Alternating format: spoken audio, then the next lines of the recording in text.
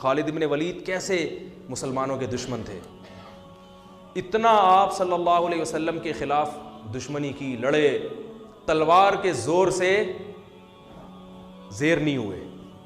آپ صلی اللہ علیہ وسلم جانتے تھے خالد بن ولید بڑا غیرت والا آدمی ہے، 70 صحابہ کو خالد بن ولید نے قتل کروایا ہے غزوہ احد میں، اسلام دشمنی میں، لیکن آپ صلی اللہ علیہ وسلم کی بصیرت دیکھو، یہ نہیں کہ ان کو بس کسی طرح مار دو، انہوں نے 70 افراد کو شہید کروایا، نہ نہ، آپ صلی اللہ علیہ وسلم جانتے تھے غیرت مند ہے تبھی تو لڑ رہا ہے، غیرت کا غلط استعمال میں لڑ رہا ہے، لیکن یہ ان کو یہ کنفیوژن ہے کہ یہ صحیح ہے اور ہم کیا ہیں، غلط ہیں، یہ سمجھ رہے ہیں ہم نے ان کے باپ دادا کے دین پہ حملہ کیا ہے، حالانکہ اصل ان کے باپ دادا کا دین وہی ہے جو ہم پیش کر رہے ہیں، جہالت ہے، غلطی ہے، کسی طرح ان کو زیر کرو۔ ایسا غیرت مند آدمی اگر ہمیں مل گیا تو کس کے لیے کام کرے گا؟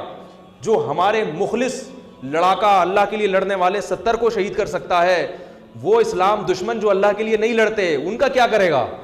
تو آپ صلی اللہ علیہ وسلم نے کیسی بہترین تدبیر کی کہ صلح حدیبیہ کے بعد آپ صلی اللہ علیہ وسلم نے جب خالد بن ولید لڑنے کے لیے آ رہے تھے تو صلح حدیبیہ ہوئی تو چلے گئے، پیغام بھیجا کہ خالد بن ولید کو جا کے بتاؤ کہ نبی نے پیغام بھیجا ہے کہ تمہارے جیسا سمجھدار اور ذہین آدمی اب تک اس کی سمجھ میں اسلام نہیں آ رہا، یہ بات ہماری سمجھ میں نہیں آ رہی، او کما قال صلی اللہ علیہ وسلم، اتنا ذہین آدمی ہو کہ اسلام نہیں سمجھ میں آ رہا۔ تو خالد بن ولید نے جب یہ سنا فوراً متاثر ہوئے۔ انسان اپنی تعریف سن کے خوش ہوتا ہے، عزت دار لوگ جو ہے نا وہ پیشانی سے پکڑ کے گالیاں دے کے نہیں لین پہ آتے، وہ عزت دار آدمی آپ اس کو اچھے الفاظ سے دین کی طرف بلاؤ گے تو وہ آ جائے گا۔ قادیانی بھی اگر دین پہ لانا چاہتے ہو نا اور وہ اس میں آپ کو نظر آتا ہے کچھ تو پھر آپ کو اس سے بہت محبت سے بات کرنی پڑے گی، یہ نہیں جا کے ایک صاحب گئے نا ایک قادیانی کو دعوت دینے کے لیے، ارے کتے جیسی تیری شکل ہے، اس طرح کی بات مجھے اچھا نہیں لگ رہا ممبر پہ بات کرنا، کتے جیسی تیری شکل، وہ تو تبلیغ کرنے جا رہا ہے، کیا کرنے جا رہا ہے بھائی، اس کو وہ آئے گا۔ تو خالد بن ولید کا دل کیا ہو گیا؟ نرم، انہوں نے کہا غور کرو، تلوار سے نہیں، آرام سے، لڑائی سے ہمیں زیر، اس کا مطلب بزدل ہم ڈر گئے، نہ نہ نہ، آرام سے۔ تو خالد بن ولید آئے اور اسلام قبول کیا، اور پھر آپ صلی اللہ علیہ وسلم نے کہاں بھیجا ان کو؟ غزوہ موتا میں۔ 3000 کی لڑائی 3 لاکھ سے تھی تقریباً، مجھے پورے اعداد ابھی یاد نہیں ہیں، اور آپ صلی اللہ علیہ وسلم نے ان کو کمانڈر بنا کے نہیں، عام فوجی بنا کے بھیجا۔ 3 صحابہ کو، جن میں جعفر طیار بھی تھے جو نجاشی کے سامنے تقریر کر کے آئے تھے، وہ میں بھی جلدی سے مکمل کر کے بیان ختم کرتا ہوں، ان میں حضرت جعفر طیار وہ بھی تھے، 2 صحابی اور تھے جن میں آپ صلی اللہ علیہ وسلم کے منہ بولے بیٹے زید ابن حارثہ، جو انتہائی چہیتے حب رسول اللہ، جب کوئی سفارش کرنی ہوتی تھی نا کسی نے تو حضرت زید ابن حارثہ کو جا کے لوگ بتاتے تھے کہ نبی ان کی بات کو مسترد نہیں کریں گے۔ ایسے چہیتے کو آپ صلی اللہ علیہ وسلم نے میدان جنگ میں بھیج دیا کہ بھئی رومی حملہ کر رہے ہیں، 3 لاکھ کا لشکر ہے، اتنے چہیتے کو بھیجا آپ صلی اللہ علیہ وسلم نے، یہ آپ کی بھی قربانی تھی۔ جھوٹا نبی ہوتا کہتا ہے ابے بھائی اپنے اپنوں کو یہاں رکھو، ٹھیک ہے، کوئی جھوٹا نبی ہوتا ہے نا کیا کہتا ہے، ابے ان کو تو نہیں، وہ ادھر بھیجو۔ تبھی آپ دیکھ لیں آج کل جو سیٹ اپ چل رہا ہے نا، چھوڑو ابھی میں زیادہ آگے نہیں جاؤں گا، آج کل جو عجیب سا سیٹ اپ چل رہا ہے، اپنے اپنے یہاں دوسرے وہاں، تو ایسا سیٹ اپ چل رہا ہے آج کل۔ تو نبی صلی اللہ علیہ وسلم نے زید ابن حارثہ کو بھیجا اور جعفر طیار کو، دوسرے عبداللہ ابن رواحہ تھے یا کیا نام تھا ان کا، ایسے مجھے ذہن سے نکل رہا ہے، تو وہ جی عبداللہ ابن رواحہ رضی اللہ عنہ۔ آپ صلی اللہ علیہ وسلم نے فرمایا ان میں اگر یہ ایک شہید ہو جائیں تو یہ امیر ہیں، یہ شہید ہو جائیں تو یہ امیر ہیں، اور مسجد نبی میں آپ صلی اللہ علیہ وسلم بیٹھ گئے۔ اب 3 لاکھ کا مجمع ہے اور ادھر تھوڑے سے لوگ ہیں، اور دفاعی جنگ تھی، یہ اقدامی نہیں تھی، ان کو مدینہ آنے سے روکنا تھا۔ رومی انگریز ہیں، رومی کون تھے؟ جن کو آج انگریز کہا جاتا ہے نا، یہ ان کی اولادیں، انہی کی اولادیں جن سے یہ صحابہ کی لڑائی ہوئی تھی۔ تو وہ یہ بڑے اس وقت بھی بڑے منظم ہوتے تھے یہ۔ نبی صلی اللہ علیہ وسلم کی ایک روایت ہے، فرمایا تقوم الساعہ والروم اکثر الناس، قیامت قائم ہوگی پھر بھی رومی دنیا میں زیادہ ہوں گے۔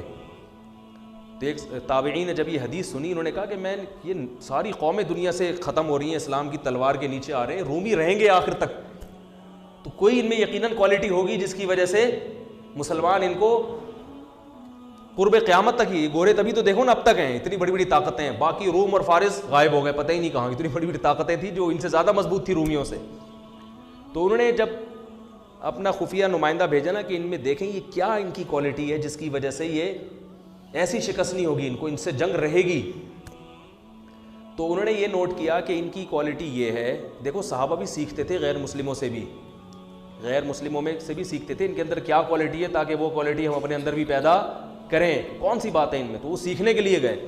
تو جا کے دیکھا تو انہوں نے رپورٹ جو بنائی، جو رپورٹ پیش کی وہ یہ تھی کہ ان کو جب شکست ہو جاتی ہے تو یہ دوبارہ لڑائی اس وقت تک نہیں لڑتے جب تک اس شکست کے اسباب پہ غور کر کے اس سبب کو دور نہ کریں. وہ غلطی دوبارہ نہیں دہراتے یہ. اب دیکھو امریکہ افغانستان میں آیا، رشیا والا اسٹائل نہیں ہے امریکہ کا، اس لیے کہ اس کو پتا تھا کہ رشیا جس اسٹائل میں آیا تھا طاقت اور قوت کے بلبوتے پر زمین پہ فوج اتار کے پٹھانوں سے پنگا لے لیا اس نے، ہے بھائی، اور پٹ کے واپس جا رہے. اب ہم لوگ تو مسلمان ہیں نا، صحابہ کے طرز پہ تو ہم چل نہیں رہے، ہم تو وہی غلطی بار بار دہراتے رہیں گے، کرتے رہیں گے. ایک دفعہ وہ پٹ کے آیا، اب جاؤ تم بھی پٹ کے آ جاؤ. ہم تو یہ کرتے رہتے ہیں. ہمارے یہاں کوئی ایسا نہیں ہے کہ بیٹھ کے غور کرو بھائی یہ کیوں ہوا، ملک میں یہ نقصان کیوں ہوا، آئندہ نہ ہو لہذا اس کی تلافی ہو. جیسے بھی قادیانیوں کا جو بل پاس ہو گیا ایک دم سے قادیانیوں کی حمایت میں، تو اس پہ غور ہونا چاہیے یہ ہوا کہاں سے ہے، اس پہ تسلی سے غور ہو کے پھر وہ لوگ سامنے آ جاتے، پھر آئندہ کے لیے ایسا نہ ہو. ان سب چیزوں پہ غور ہونا چاہیے نا. تو میں یہ عرض کر رہا تھا کہ خالد ابن ولید رضی اللہ تعالی، وہ جو تینوں شہید ہو گئے اور ایسی جنگ لڑی ہے انہوں نے. عبداللہ ابن رواحہ نے فرمایا، گوشت کھا رہے تھے انہوں نے چھوڑ دیا، انہوں نے فرمایا کہ زمانہ بہت طویل ہے، دیکھ لیا نا نہیں ٹک سکتے، ان کے سامنے لڑائی لازمی ہے. تو ایک صحابی نے تو اپنی بیوی کو طلاقیں دے دی وہاں کھڑے ہو کر. انہوں نے کہا بیوی یاد آ رہی ہے جس کی وجہ سے میں جنگ میں لڑ نہیں پا رہا، تو اس کو طلاق دی تاکہ اب نہ بچوں کی فکر نہ بیوی کی فکر. اب کیونکہ لڑائی اتنی سخت تھی، ظاہر ہے کوئی ریشو نہیں بنتا نا، اتنے بڑے لشکر کو بھگانے کا کوئی تناسب ہی نہیں بنتا نا، کوئی جنگ کا کوئی کچھ تو ہو. تو اب تو ظاہر ہے صرف جذبہ ہی ہے اور بھرپور لڑائی ہے موت کی. تو وہ موت کی نیت سے تلوار لے کر کود پڑے. یہ ہیں صحابہ جن کو رافضی لوگ گالیاں دیتے ہیں، جن کو برا بھلا کہتے ہیں. تو تلوار لے کر میدان جنگ میں کود پڑے اور شہید ہو گئے. ان کو چانس ہی نہیں تھا. تینوں جب شہید ہو گئے ہیں تو لوگ پریشان ہوئے کہ اب کس کو کمانڈر بنائے. تو لوگوں کی نظر آئی خالد ابن ولید پر کہ یہ میدان ہے، یہ 70 انہوں نے وہاں اتنی زبردست جنگ لڑی تھی تو یہاں بھی لڑ سکتے.